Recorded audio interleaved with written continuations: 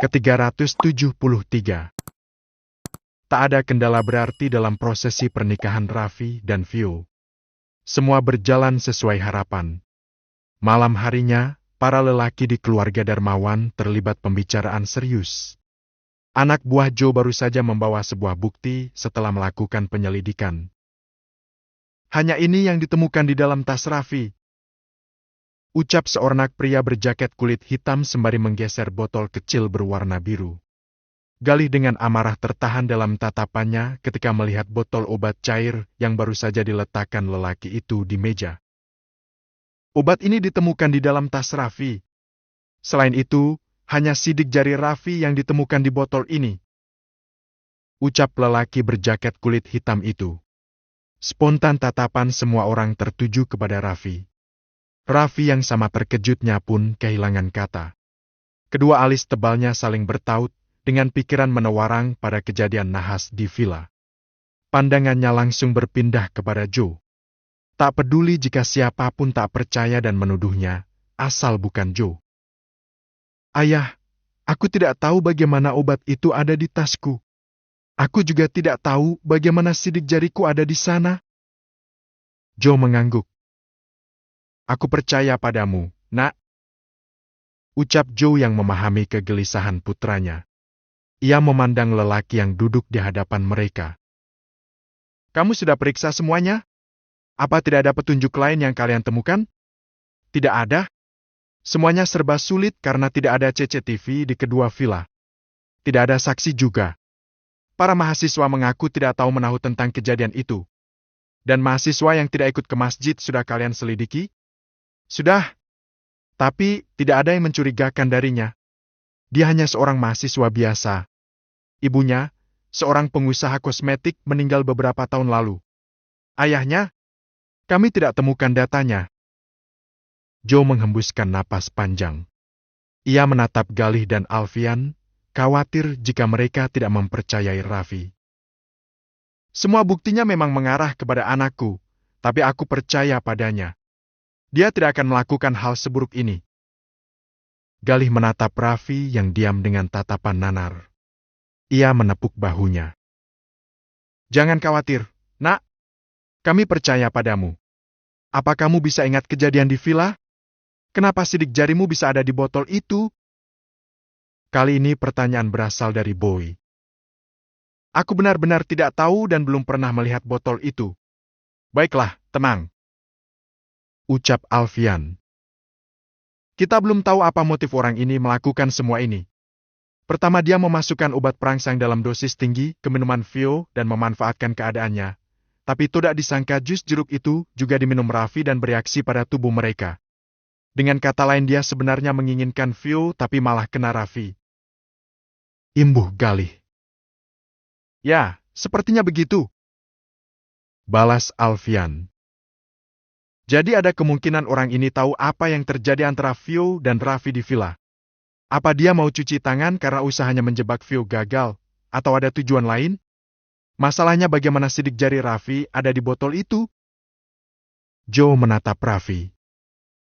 Setelah kejadian itu apa yang kamu lakukan? Aku tidak ingat lagi. Aku hanya ingat saat kalian datang. Jawab Raffi. Berarti setelah itu kamu dan Vio tidur? Raffi mengangguk pelan. Aku takut orang ini akan melakukan sesuatu lagi. Bisa saja dia masih mengincar Vio. Ucap Alfian. Apa sebelumnya ada yang berusaha mendekati Vio? Ada beberapa. Salah satunya Marcel. Jawab Raffi. Baiklah, kita selidiki satu persatu karena kita belum punya bukti untuk menjerat seseorang. Bisa saja pelakunya Marcel, bisa juga orang lain yang memiliki niat jahat terhadap Vio. Yang pasti orang ini cukup berbahaya. Jangan sampai dia curiga kalau kalian sudah menikah. Bian menatap ke layar ponsel dengan mata yang basah, sebab belasan panggilan tidak mendapat jawaban dari Erlan. Tidak biasanya Erlan tidak bisa dihubungi selama belasan jam. Ia mulai takut terjadi sesuatu terhadap suaminya. Sejak kepergian Erlan ke luar negeri, tiada hari dilalui Bian tanpa melakukan panggilan video dengan suaminya. Bahkan 1 minggu ini ia terus menunggu panggilan video menjelang tidur. Terbiasa dengan pelukan dan sentuhan Erlan di malam hari membuat hatinya dipenuhi kerinduan. Bahkan diam-diam ia selalu menangis di malam hari sebelum tidur. "Kamu kemana?" gumamnya lirih sambil mengusap air mata dengan selimut. Baru akan bangkit, deringan ponsel terdengar dan memunculkan nama yang begitu ia rindukan pada layar. Sebelum menjawab telepon, ia lebih dulu menyeka air mata. "Assalamualaikum, Mas," ucap Bian sesaat setelah panggilan terhubung. "Waalaikumsalam, sayang. Kok suaranya begitu? Habis nangis, ya?" "Enggak. Kalau nggak nangis kenapa suaranya aneh? Kayak habis nangis gitu. Kangen kamu," ucapnya manja. Erlan tertawa kecil. "Aku belum bisa pulang. Ini kan baru seminggu, sayang. Rasanya lama. Aku nggak bisa tidur malam ini. Mau dipeluk kamu." Isak tangis mulai terdengar dari sana. "Yang sabar, ya. Aku juga kangen kamu. Tapi, aku masih sibuk. Beberapa minggu lagi, ya. Bisa sabar, kan? Rasanya lama." "Ya, lama karena kamu terus kepikiran. Jangan nangis. Aku bilang mama. Nih, kamu di mana?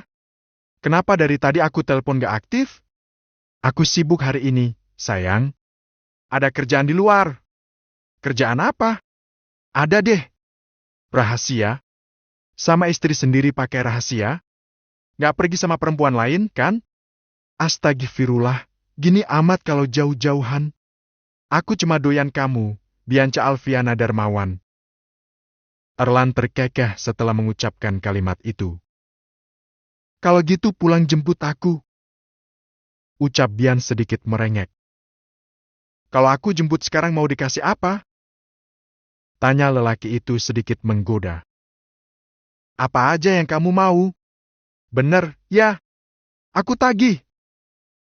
Erlan menutup panggilan, yang kemudian disusul dengan ketukan pada pintu kamar. Bian yang masih terbaring dalam balutan selimut itu seketika terkejut. Namun, kemudian segera bangkit dari tempat tidur. Mungkin yang di depan itu papa, mama, atau kakak. Tidak mungkin suaminya, bukan?